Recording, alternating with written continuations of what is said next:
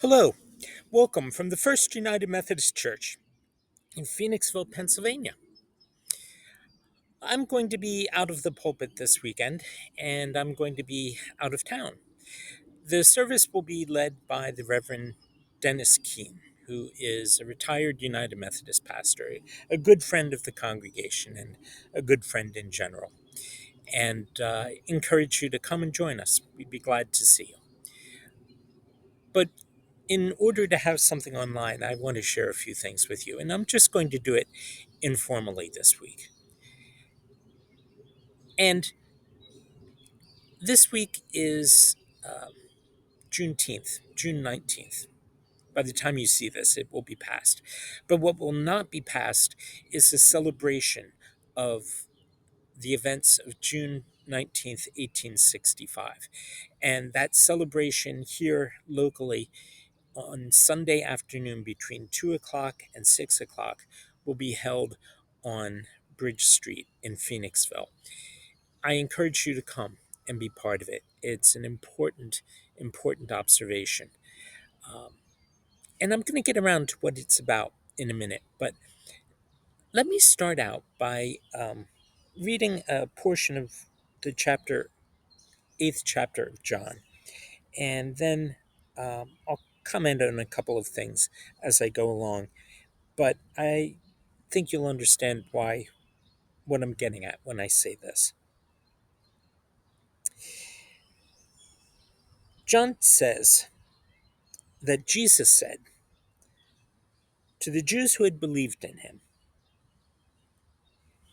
"If you continue in my word, you are truly my disciples, and you will know the truth, and the truth will set you free." They answered him, "We are descendants of Abraham and have never been slaves to anyone. What do you mean by saying you will be made free?" Now, here we have people that um, have forgotten their own history, and it is always a dangerous thing to do that. And in fact, a large part of the scriptures that the folks he's addressing claim to revere presents the story of how the descendants of Abraham did come to be slaves and how God intervened and set them free. Remember the whole story of Joseph going down into Egypt because his family was starving, and he had been sent there as a slave himself, and his brothers went down to Egypt to try to find food to take back to their family. People fall into slavery for many reasons, and people are controlled and manipulated by their needs and by the things that people have and hold over them. People fall into all sorts of situations in which they are not totally free. And that is one of them: hunger, poverty. And when you've been freed from those things, you don't want to forget about it, nor do you want to forget people that are still in that situation. Let me go on. They said to Jesus, "We're descendants of Abraham and have never been slaves to anyone. What do you mean by saying you will be made free?" Jesus answered them, "Very truly I tell you, everyone who commits sin is a slave to sin. The slave does not have a permanent place in the household. The son has a place there forever." Now that's kind of a weird saying. The slave doesn't have a permanent place and the son does. I thought that the point of a slave was that a slave was held and that they were servants for life. And a son, who is the owner, has the freedom to go out into the wide world. Again, this goes back to the laws of Leviticus, which said that every 50 years there was to be a general, they called it a jubilee, a time when all the debts that people had amassed over the past 50 years were to be forgiven so that society would be reset in a way. And along with that, people who had been sold into slavery for debt would, along with that, be forgiven their debts. One translation, one part of the Lord's Prayer, um, in says, "Forgive us our debts, as we forgive those who are our debtors." Uh, that's a matter of setting people free. The son, on the other hand, who is a part of the household, is there for good. Uh, the son doesn't suddenly get set free and said, "You have no responsibilities here. You go." Look at the parable of the prodigal son. What did he do wrong? He said, "Give me the money that's going to be mine and let me go." And he found out later on it wasn't all it was cracked up to be. And what he really wanted was to be back home again, serving his father. This whole issue of freedom and servitude is not every bit as clear cut as we think it is. Let me read on. The slave does not have a permanent place in the household. The son has a place there forever. So if the son makes you free, you are free indeed. To be free isn't the same kind of freedom that the world puts in front of us that says, freedom, it means you can do whatever you please. You can do whatever you want. Nor is slavery the same thing as the world puts in front of us that says one person will always and forever be owned and controlled, and that there is no way out. Jesus is saying just the opposite. Juneteenth. As the Union armies spread out across the Confederacy, after the Emancipation Proclamation had been signed, the law of the land was to be freedom, that people would be emancipated, let loose, allowed to go, given their freedom, given themselves. And as the war went on, and as more territory was brought back into the Union eventually, but at that point brought back into Union control, freedom became the law of the land. At the end of the war, in April of 1865, that was when there was general emancipation, and everyone held in servitude in the former Confederacy was to be set free. But a bunch of people who were slaveholders in the Deep South took their enslaved people and moved to Texas, which had been a slave state. And the population, the enslaved population of Texas in 1865 was over 100,000 people higher than it had been a couple of years before. And after the surrender at Appomattox, nobody bothered to tell the enslaved people that they were now free. And months went on until finally the Union Army in Texas realized what was going on. that there was a conspiracy of silence that said, if we don't let these people know that they are free, they still are being held and can be controlled through the usual means of terror and torture and all that goes with it. Word got back to the military governor of the general in whose headquarters was in Galveston at the time. And he did something very simple, very straightforward on June 19th, 1865. He put out a press release.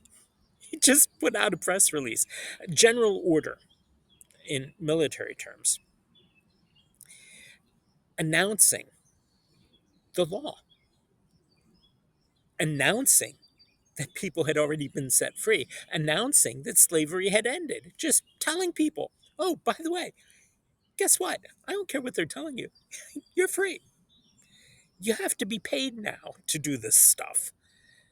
Your labor is not going to be stolen from you anymore. Well, they found ways to do that. We've all seen what happens. But at that point, June 19th, 1865, that was the last moment of the former ways in the United States. And so Juneteenth became a day of celebration, a day of jubilee. Why does it matter to the church? Well, it matters for many reasons. One is those people are human beings. And wherever there is a human being in need, as you do it unto the least of these, you do it unto Christ. That's primary. Two, a lot of the people being held in slavery were Christian. Don't we care about our brothers and sisters? And when we're baptized, are we not brought into one family?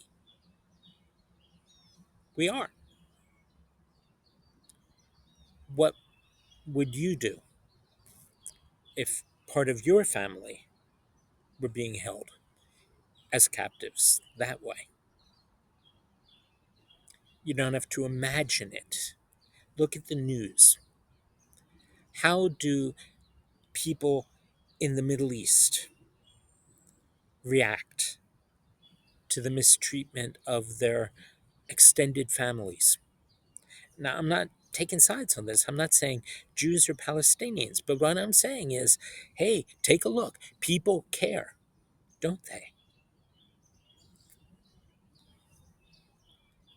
The other third way is the one that Jesus pointed out here, too. That if he sets us free from sin, we're free. We don't have to get caught up in the things that lead to slavery of other people or of ourselves. People are enslaved in a lot of different ways. They're enslaved by their addictions, they're enslaved by their greed. I mean, look at what it takes if you want to be a slave holder, an enslaver. Think of what that does to you, to be the person responsible for the torture, the breakup of families, the rape, the beating, the terror. What does that do to you? Or who's the real slave here? People are held slave to sin by our egos, by the image we think we need to project, by the sense of shame, by the desire to look better than we are. but also by the failure to accept the forgiveness and the freedom that Jesus offers when he says, "You're free. You are free. You're forgiven. You're loved. You've got a place in the household." Uh, there is one thing that I didn't mention about the law of Jubilees, which is that when people were freed, they had an option if they wanted to become part of the household where they had been serving. And there's an actual ceremony that's written in the Old Testament where uh, someone gets their ear pierced. It's what it is. It's an ear piercing. They take somebody's ear and they pierce it into the doorpost. And then they're supposed to get an earring to go into it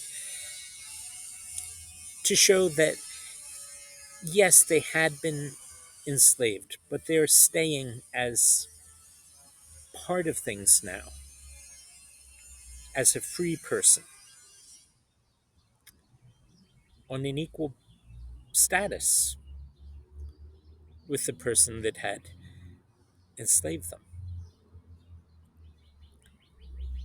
but also somebody who wasn't just sent away, somebody who now has a place and belongs. It's complicated, isn't it? It's complex, this business of freedom and serving, this whole business of who's in and who's out, this business of how we treat one another. And we get it wrong so often, but we're forgiven for that too. And when we get it right, things are terrific. So before the buzzsaw that's cutting uh, siding for over on the other edge of the church cuts in again, I'm going to sort of roll this up. You're free. I'm free. We are all free because of Christ.